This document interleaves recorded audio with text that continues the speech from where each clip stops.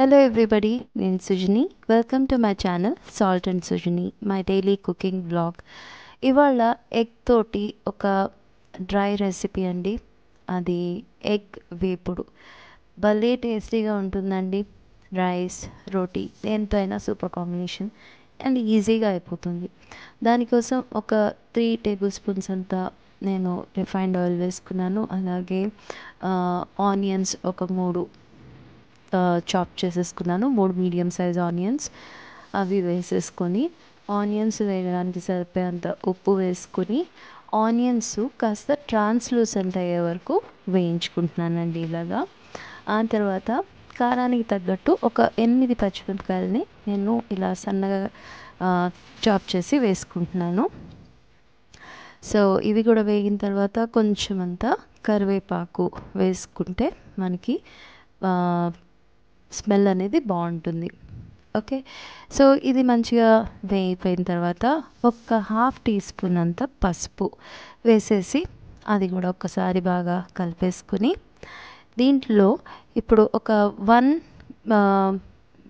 పెద్ద టమాటా అండి నేను చాప్ చేసేసి వేసుకుంటున్నాను. ఇది ఒక్కసారి హై ఫ్లేమ్ మీద మంచిగా వేయించేసి మూత పెట్టేసుకుంటే ఈ టమాటా కాస్త మంచిగా మగ్గిపోతుంది.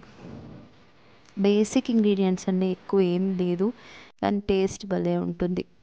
తర్వాత ఒక టీ స్పూన్ అంత ధనియాల పొడి వేసేసి మళ్ళీ ఒకసారి కలిపేసుకుందాము. సో ఇప్పుడు కారానికి తగ్గట్టు నేను ఒక 2 టీ స్పూన్స్ అంతా కారపొడి వేస్తున్నానండి. ఆల్రెడీ పచ్చిమిరపకాయ వేసాము. సో మీ స్పైసీ లెవెల్ని బట్టి మీరు కారం ఎక్కువ తక్కువ చేసుకోవచ్చు. నేను ఒక 10 ఎగ్స్ని బాయిల్ చేసేసుకున్నానండి. అండ్ ఆ ఎగ్ వైట్స్ అన్నిటిని కూడా రఫ్గా చాప్ చేసేసుకున్నాను. ఎల్లో నేను చాప్ చేయలేదు, ఎందుకంటే ఆల్రెడీ మనం దాన్ని కలిపేటప్పుడు ఎంతో కొంత అది మ్యాష్ అయిపోతుంది. ఇంకా చాప్ చేసి వేసుకుంటే అసలు నోటికి తగలదు. ఎల్లో అనేది కంప్లీట్గా కూరలో కలిసిపోతుంది. సో నాకు అలా నచ్చదు. సో అందుకని ఎల్లోని నేను చాప్ చేయలేదు. మీకు కావాలంటే చాప్ చేసుకోవచ్చు. ఈ టైంలో సాల్ట్ చెక్ చేసుకొని ఒకసారి మీకు తగినంత సాల్ట్ వేసేసుకొని మూత పెట్టేసి ఒక 5 మినిట్స్ వదిలారంటే ఈ ఆనియన్ టొమాటో మసాలా మొత్తం కూడా ఈ ఎగ్స్ అన్నిటికీ మంచిగా పట్టుకుంటుంది అండ్ ఈ ఫ్లేవర్ మొత్తం ఎగ్స్లోకి ఇండ్యూస్ అవుతుంది. చాలా బాగుంటుందండి. తప్పకుండా ట్రై చేయండి. సో ఇదంతా కలిపేసిన తర్వాత ఒక సింపుల్ ట్రిక్ అండి, లాస్ట్లో కొంచెం కసూరి మేతి క్రష్ చేసింది ఒక టీ స్పూన్ అంత వేసుకుంటే వేరే లెవెల్కి వెళ్తుంది టేస్ట్. తప్పకుండా మీ దగ్గర ఉంటే మాత్రం కసూరి మేతి స్కిప్ చేయకండి. ఒక్క టీ స్పూన్ అంత వేసుకుంటే భలే టేస్ట్, ఫ్లేవరు అంతా కూడా ఎన్హాన్స్ అయిపోతుంది. ఇక లాస్ట్గా సన్నగా తరిగిన కొత్తిమీరతోటి మనము గార్నిష్ చేసుకోవడమే. ఇది నేను చపాతీ చేసి దాంతో సర్వ్ చేశాను ఇవాళ మా ఇంట్లో.